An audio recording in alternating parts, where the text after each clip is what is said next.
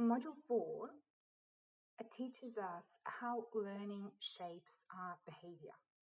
Learning is firstly defined as a change in behavior due to experience. It's not reflexes or instincts which are biologically pre-programmed. Instead, learning is adaptive. It helps us predict and survive in our environments.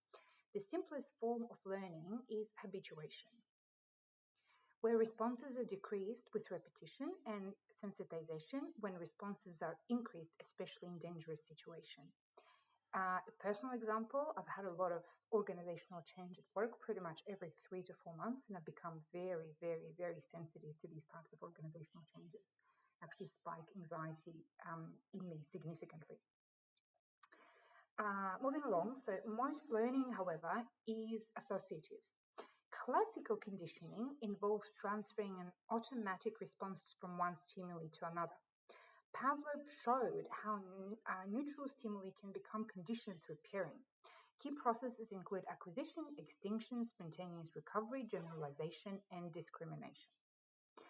Operant conditioning, introduced by Thorndike and expanded by Skinner, focuses on consequences. According to the law of effect, behaviors followed by satisfying outcomes are strengthened.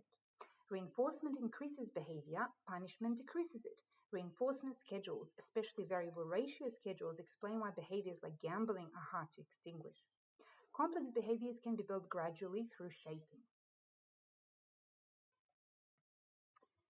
However, learning is not just about reinforcement. Cognitive models show that insight learning allows sudden problem solving, as seen in Crowley's chimpanzees.